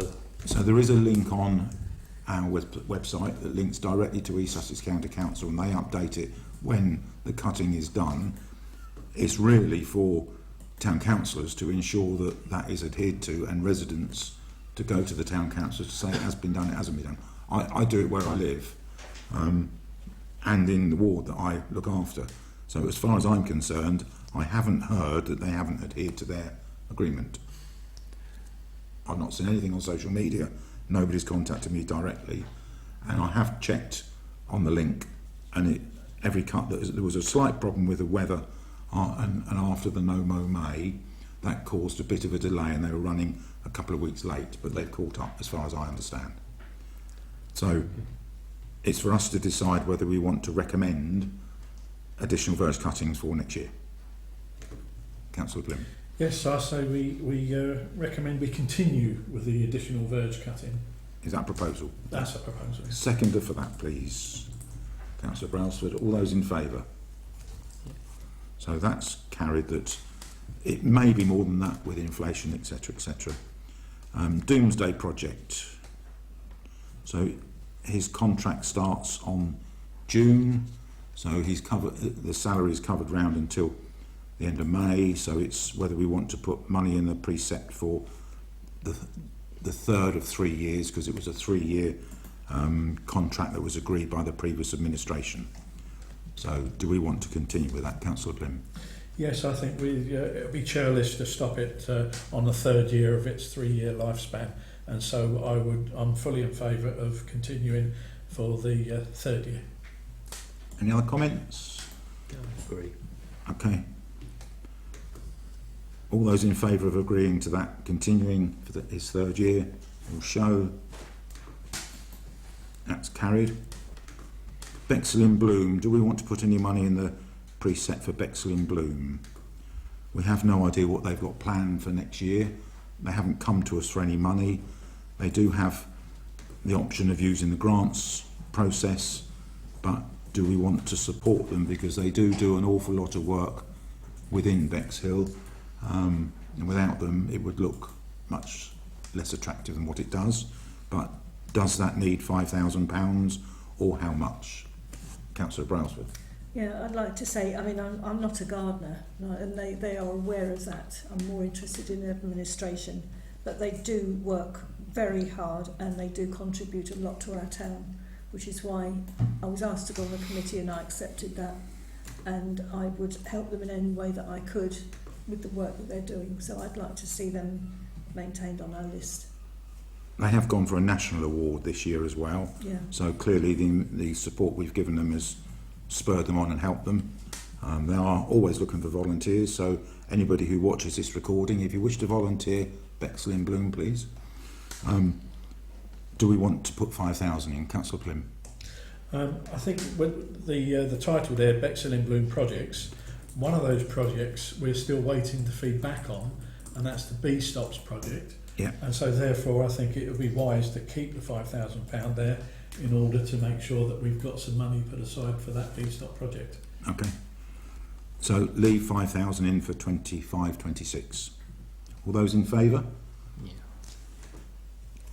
Grit bins, I think they come out at about 400 and something pounds each from memory, and we have £1,500 in there Do we want to leave that £1,500 in there, reduce it, increase it, or remove it? Councillor Blinn. This is one of those that, ideally, yes, grip bins, we need them in places, but we won't know until the winter whether, when they come into use again, whether we need any more. But the rate they're going to replace them, we might as well be looking at the budget 2 years ahead, unless we ring fence money for it, because we don't know. But it'd be wise to keep some money there aside for additional grip bins. Does it need 1,500? I suppose it's rather petty if we reduced it down by 500. It wouldn't make a lot of difference. So is it the wish of this committee to leave that £1,500 in for next year's precept? All those in favour? Are we all in favour? I was going to say, historically, I mean, grip bins have been used for years. Yeah. If there's been no request for any more other than the one that's taking years to go ahead anyway. There's one that's in hand, and I think there's been one or two others previously. Is that right? There's been One before. So we've had 2 in 3 years. So the word isn't getting out there too quickly. So, Okay, but 50. as things can escalate quickly, if one gets in and then somebody else sees one, so that would probably pay for about 3 grip bins. So We might also be getting to the point where the lifespan of the current grip bins are coming to their end, and so we will get a line of them starting to come through. Yeah. So I think it's wise to have some Okay. money there. do you all agree we're leaving 1,500 in there? Yeah. Yeah. Future projects, that's almost like we don't know what else is going to come forward in the next year, and it gives a little bit of, if that hadn't been there, we wouldn't have been able to necessarily do the bus stops artiste wise. So I think it's always handy to have a small amount over and above. Do we all agree with that? Yep. Okay. I'll just throw out a few other things that we need to put in there to feed into finance, which is CCTV. So this year we took some money from reserves, and we had £55,000. But next year this will come under the amenities committee, which it already is, so it needs to go into our budget. So we need to understand what the CCTV costs are, and last year they were about 105,000 plus the chromovision on top, which made it about 111,000. Could I ask, it's been confirmed that Safe Rather Partnership paid for the replacement cameras. They Does did. that mean we made the allowance for that, I think, in the budget We last did. year? That takes So- 21,000 off, I think it is. So- 9,000 a camera. So that would take it down to round about 90,000 without any other potential CCTV installation costs. So we've already agreed tonight to ask the question about having potentially more than one new CCTV. So if that came to fruition, we need to put that into the budget as well for next year. And based upon we have 9 and it's 90,000, it's not unreasonable to work it that it's £9,000 per CCTV plus installation costs, which are at the moment unknown. So I think we need to be mindful of what we might be doing to help the finance committee prepare for all of us in full council, and in which case I think you're probably looking at having to put CCTV at somewhere around £120,000. Sorry. That is 10 times 9 plus the extra costs plus the installation costs. Councillor Brailsford. The precept was increased last year By by 55,000. 55,000. So would that come off that? Yes, because that would just move over into, it would still be in at 120,000, but it would increase it from 55 to 120 in the precept that you'll be responsible for. Yes, and I understand that the And that- money that we took from reserves was to pay for the new cameras to Yeah. make them compatible with Yeah. Chromovision. So Yeah. that's a one-off. Yeah. Plus, we're entitled to 30%. Yeah. A sum of 30% back So I'm thinking that the precept had to increase by 55,000. So if you take £55,000 off the running costs that we're aware of, and then just add a top up for that, so it's not going to be too catastrophic. So it'll be for other people to work out the number, but roughly it's going to be around anything between £90,000 and £120,000, which will then come under our finance and administration next year, because CCTV is under us, but it feeds into finance, who then sends it on to full council for ratification. So how much increase are you going to allocate on the budget for CCTV at the moment? It depends upon what comes out of the investigation into potentially installing more CCTV cameras. Okay. We can only say what we know now without knowing what is in the future, but if we do go down that route, we should prepare for that, because we've already made a motion to investigate it. Yeah, well, as I said, we've already got £55,000 that we put in last year, so it's just to find out what the running costs are, and then... But that 55,000 will have been spent by April next year. That's for this year's. Yeah, but it's budget. already on the precept. Yeah. But this is replacing what is there, so it will go from 55 to whatever we think it's going to be. Yeah. It will go in the precept as whatever it's going to be, Yeah. but the actual increase in the precept will only be 70,000 or whatever. Yeah. It will be what it is, depending upon how many we've got. But we have to feed into finance. If we decide as an amenity committee to install 2 more, then we have to have the arrangement into finance that they're aware that it's going to be potentially 2 more cameras plus the installation cost of those 2 cameras, which at the moment is unknown until our clerk contacts and sees whether and how, etc., etc. Councillor Pym. Just for clarification, there will be no more or no further funding coming from Rother District Council for the CCTV cameras. We, as a town council, will be solely financially responsible for the estate of CCTV cameras. Correct. In Bexhill. Yeah. And unless we can ask for a grant from, say, for Rother Partnership again for more cameras. That was towards the... That was the replacement cameras. Yeah, and they've been replaced. So unless there's any other grants available, which somehow, well, I wouldn't know whether there are or not, but I'm sure our clerk's got fingers on the button over what grants are available, but I somehow doubt it. So we will have what we've got plus potentially 2 more. So how we come up with a figure to feed into finance is a little bit of best guess, and working on 9,000 per camera. If we end up with 11, that's 99,000 straight away, plus the installation costs. If we end up with 11, if we go for 2 extra in.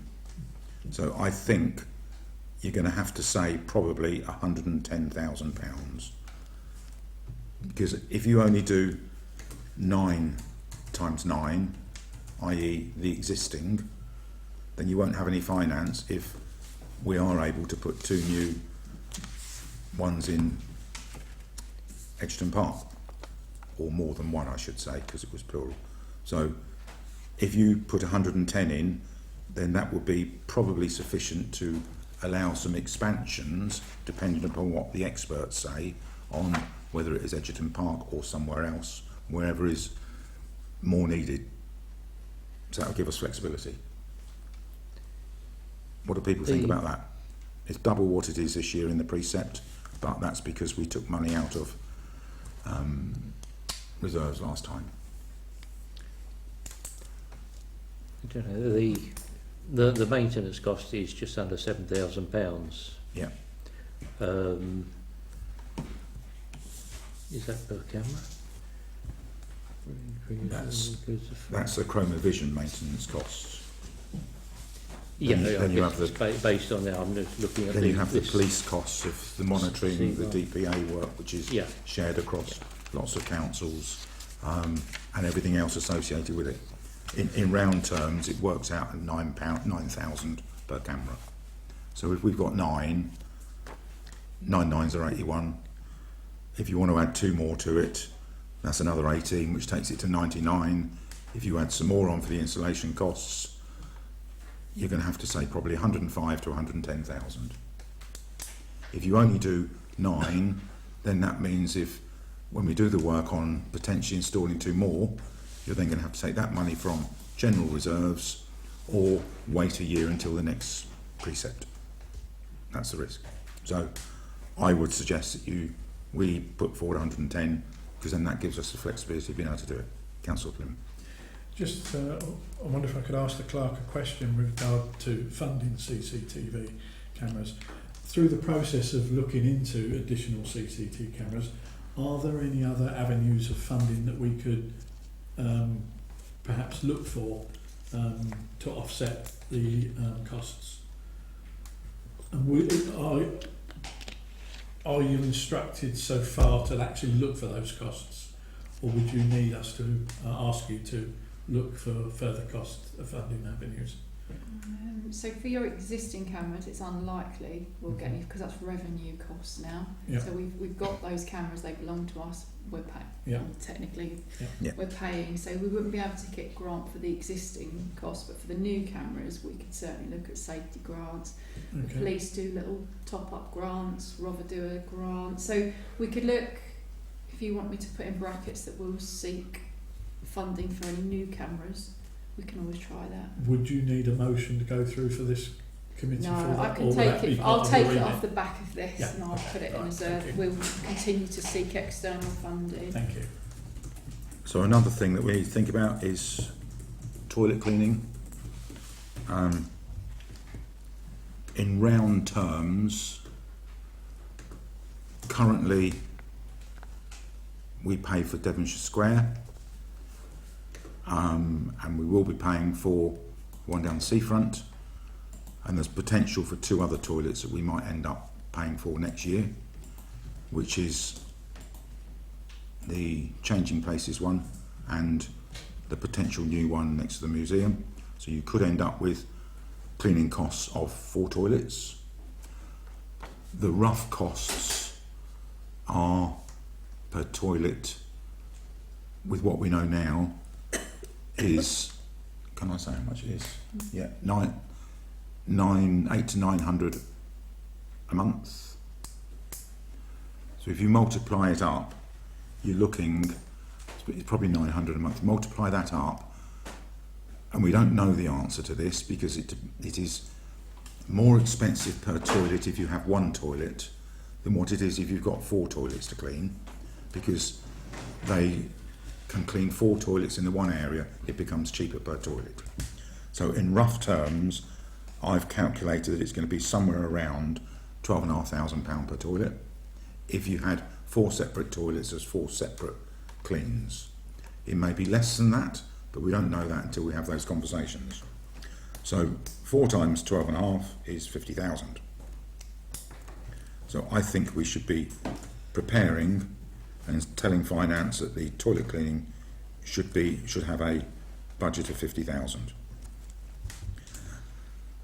There's one other thing that we need to think about, which I should have mentioned under additional verge cutting. For those that don't know, and I'm sure most people do, on the 1st of December, Rother District Council changed their contract for Parks and Gardens, which is currently paid under special expenses as Rother District Council, and they're changing it so there will be less Parks and Gardens looked after than what have been before. I've done some investigation, but I don't know the whole story, and I think what we should be thinking about is, if it's not going to be maintained as it has been up until the 1st of December, what the impact is to the rest of Bexhill, and I can't get down to the nitty-gritty of how much that is going to cost. But if we don't do something from the 1st of December of this year onwards, Rother won't be maintaining them as sufficiently as what they have been now. Some of it is mitigated, so anywhere that is attracted by tourism is still going to be maintained. The football pitches and cricket club pitches and bowling greens are maintaining their own. They all know that, they're aware of that. But the rest of the Parks and Gardens area within Bexhill, I'm unclear what is going to be covered and what isn't. And the the way it's done now will be not done as often as it is done now. So there's an impact to residents, which I think we should be aware of, but I don't know from the work I've investigated how much that's going to be. So I think there's potentially something that's got to be in here which we need to act quite quickly about in preparation for our precept for next year, because that would come under here, and there wouldn't be how can I word this? Residents wouldn't be paying for it because it would be removed from Rother District Council's special expenses. That would reduce by X value, and it would be billed by us, and potentially we would then just pay for that contract work to be done. But we don't know what it entails yet, and we need to act quite quickly, because otherwise it will get to the 1st of December and the contract will reduce, and it will get to spring and suddenly people will go, oh, that's not being looked after, when it's very clear it's been announced for 8-9 months that Rother are changing their contract, and it changes on the 1st of December.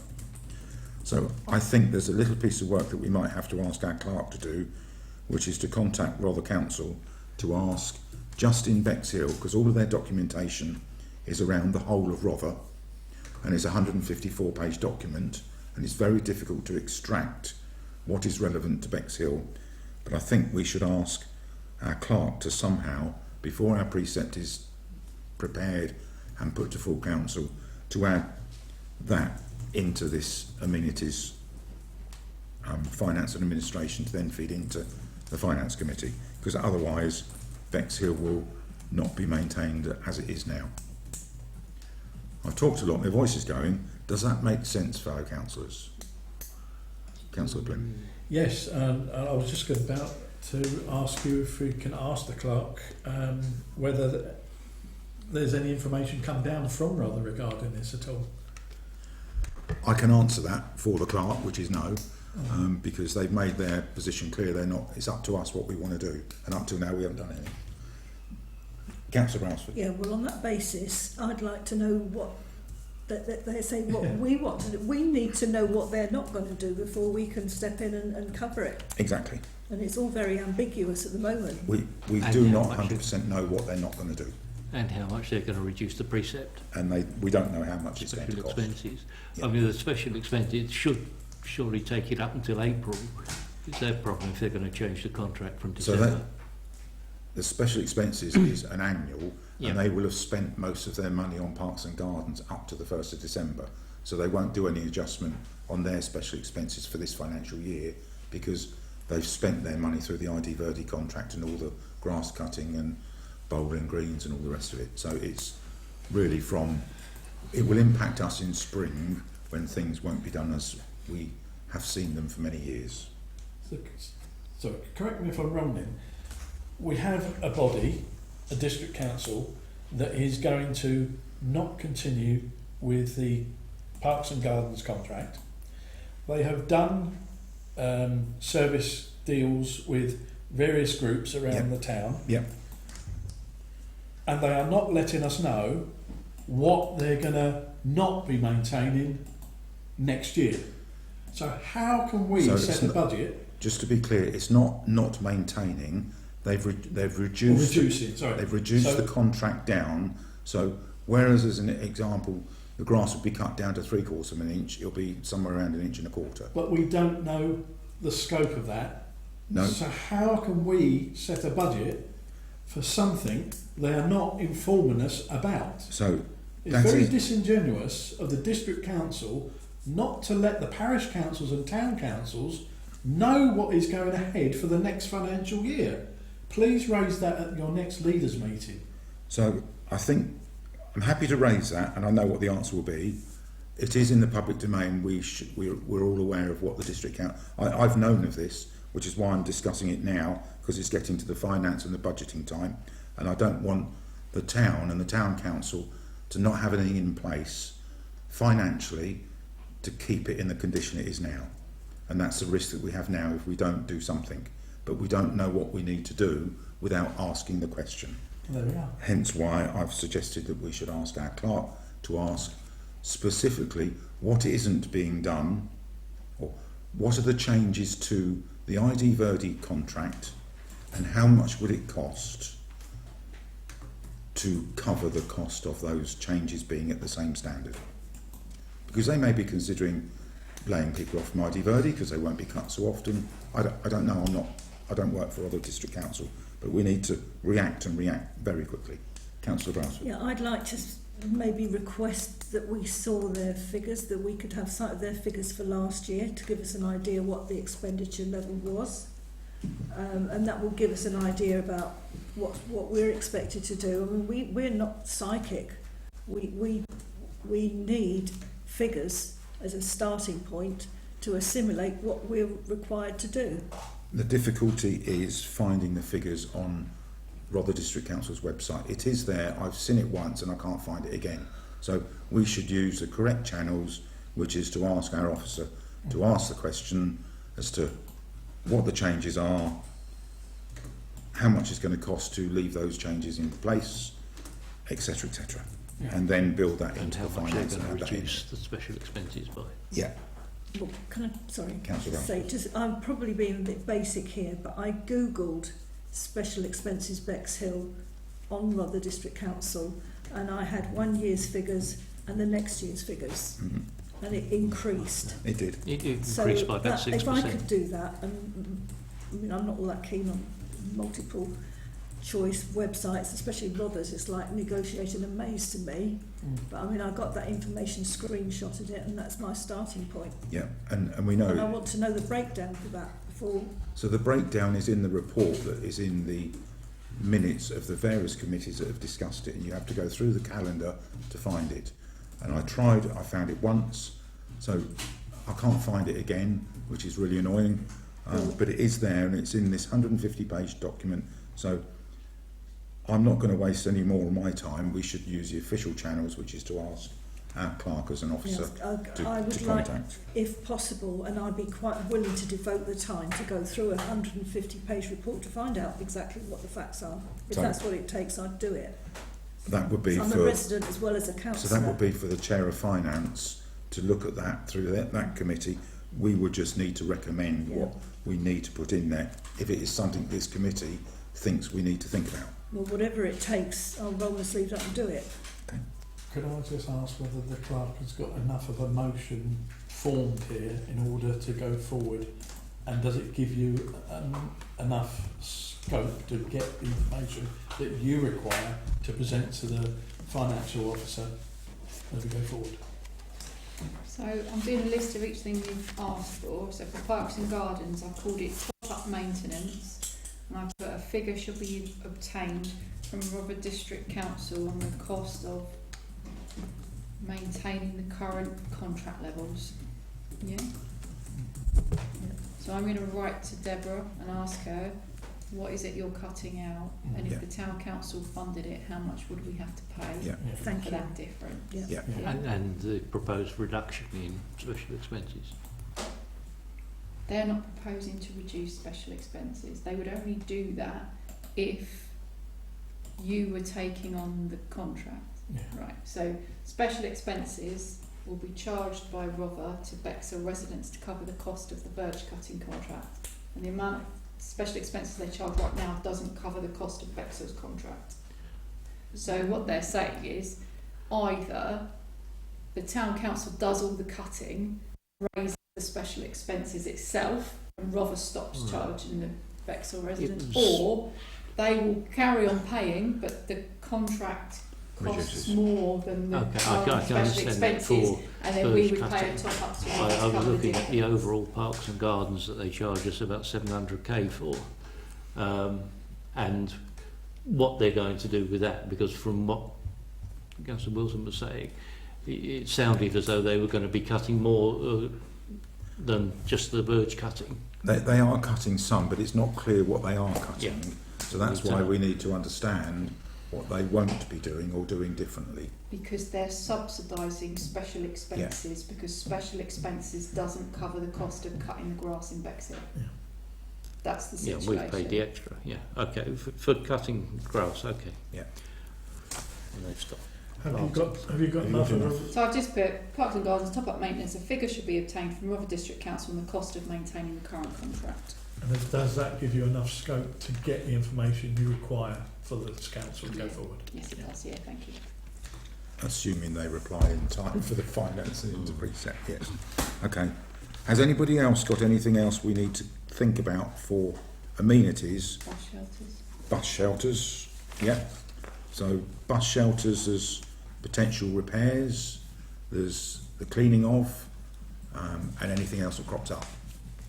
So the cleaning, from memory, was just short of £3,000 for all of them, but we've subsequently taken on 6 more, plus inflation, so we might have to put a little bit more than 3,000 in there. So you might have to put something like 3,300 in there probably for cleaning. Then you've got any potential repairs, any maintenance, which is unknown. We know Endwell Road's just costing us £2,100, so we ought to put something in there for that. So, Councillor Grimm. Has our financial officer done any future costings based on the estate that we're inheriting? It's really difficult because we don't know how much the repairs are going to cost, and where we've been looking at the bus shelters, they all need repairs. Yeah. So we were thinking 10,000 for bus shelter cleaning and maintenance, because that won't repair them all, but at least that will replace. Take aside your Wave Arts project, that will replace some of the broken perspex and other issues that we've got on the other.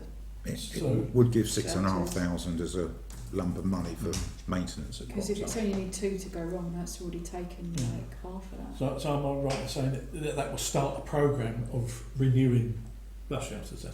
Well, that's what we've tried to do. So we're just doing an asset review. So that's going out to each one and actually reviewing its condition, and then prioritising them to ones that are like Enwell Road that are just out of action, back down to just need to repaint. And then we'll be talking to you about planned maintenance. So that'll be putting aside money each year based on, we know 3 need to be done that year, 4 need to be done that year. But we've struggled just to get the asset list right, because the asset list we've got from Rother isn't right. So it's going round, inspecting them all, preparing the report. It's just going to take some time, but you're right, we're on it. It's got to be done. It's probably a 5 to 10 year programme to get them all up to a reasonable standard, and then we could look at other things. So that would give somewhere around £6,500 towards maintenance that could crop up on any of the 56 we've got. So that's 10,000 for bus stops. Anything else we need to think about putting into, which all leads into Councillor Brailsford's finance committee, which then leads into full council when we all decide. So we can come up with these numbers now, and somebody at full council might go, no, I don't want that. So, but we've got to start somewhere and put some propositions forward. Have we got any projected costing for the allotment sites, or has that financing all been ring fenced, or what are they called, procured? Or no, that's not procured. Ring fenced for the future. So the SIL money is for fences and That's all spent. That's all earmarked and spent. So the 60,000 we put aside as the SIL money project is done. Basically, once we've paid for the fencing, that's all been spent. So we're just looking at now is how much it costs to turn over a plot. Because actually we can manage now the way it is, as long as we keep on top of the tree, because we're not on top of that yet. So once we're on top of the boundary maintenance, it's the cost of turning over a plot every time we want to put one out. Someone leaves, tidy it, turn it over. So there's 2 things. We currently don't collect a deposit. So when someone starts an allotment, dumps rubbish on it and leaves, we incur the cost. So we're looking at how we collect a deposit from someone, so that if they leave and don't do anything, we can at least reclaim some of the cost. And then how many plots we think we might turn over in that time. So we're just working on that. So roughly how many new allotment requests have you had, say, in a year or something?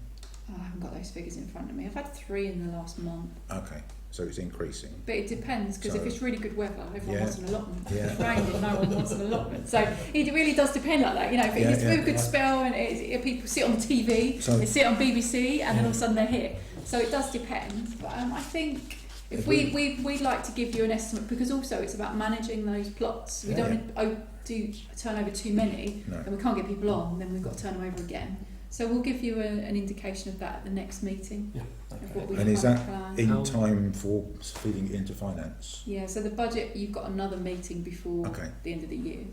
So to be advised. Yeah, we're just working on it. All right. Do we charge rental for the? Or they do pay a rent-free site. Yeah. Has that been reviewed in the past 50 years, or is it still something small? Yeah.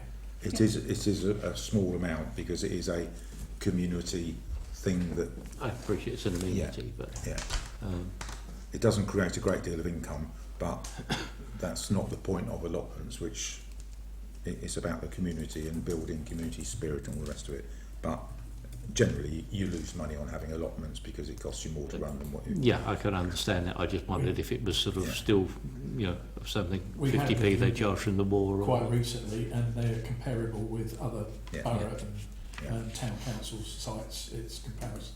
So any other budgetary requests that we need to be thinking about? We're leaving in the 5,000 for stuff that comes up that we're not aware of, and I think what we've talked about tonight gives us flexibility if we are going to do things, or we could move it around later on if we don't do things, if other things comes forward. All happy with those suggestions? I'm happy unless the clerk can think of something that we missed out. If I think of anything, I'll stick it on there and I'll tell you next Let us time. know. Yeah. I think that's a pretty good basis, let's put it like that, and if things crop up that we don't know about, then we'll have to deal with them when they crop up. But if you do think of anything, then we do have time. Okay, I'm going to move on to item 16 because we've done 15, which is correspondence. Requests from residents to improve the standard of grass cuts. And a request from resident to fund CCTV in Edgerton Park, which we've already talked about. So does anybody wish to comment on those two bits of correspondence? Otherwise I will move on to the questions from councillors and future agenda items, which have both been dealt with in tonight's meeting. So 17B, to receive any questions on future agenda items. Does any councillor here tonight have any questions or future agenda items? I think I put it in somewhere as a motion, but maybe it was the full council. I made a mistake. But it's just that, particularly bearing in mind what we've done tonight and the information hopefully coming in. Yeah.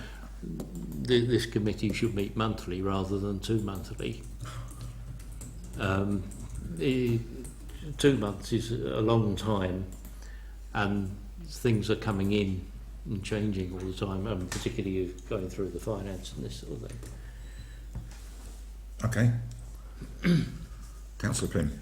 I think that is a excellent suggestion to consider at the end of the year for the future year, not mid-term. If you brought it in now, it will skew with the rest of the calendar for the year. So I think it's worth bearing in mind for the was it the annual general meeting? And working out whether we can fit it in there. Okay. I guess the only thing I would think about is, have we got the numbers right on committees? Because there was only 4 of us here tonight. I know there's unwellness and holidays, but we are making some significant decisions at some of these committee meetings forward to full council. And a classic example was in finance last year. We reduced it down from 9 to 6. Now we put it to 7. And we have 6 on this committee. There isn't a standard number, and it's not for me to say whether 6 is right, 7 is right, 9's right, but it concerns me that there is only 4 here tonight. There's 7 of us on the committee. Yeah. 3 absent. Okay. Maybe I'm just getting my frustrations out. No, you're right. We increased it by 1. No, we didn't increase this one, did we? At the start of the year, we decided to have 7 rather than 6. Yeah. Okay. So, any other questions? Otherwise, you know the date of the next meeting, which is the 6th of November. Questions should be in by the 28th of October. nothing else to say, so I declare this meeting closed at 8:05. Thanks very much.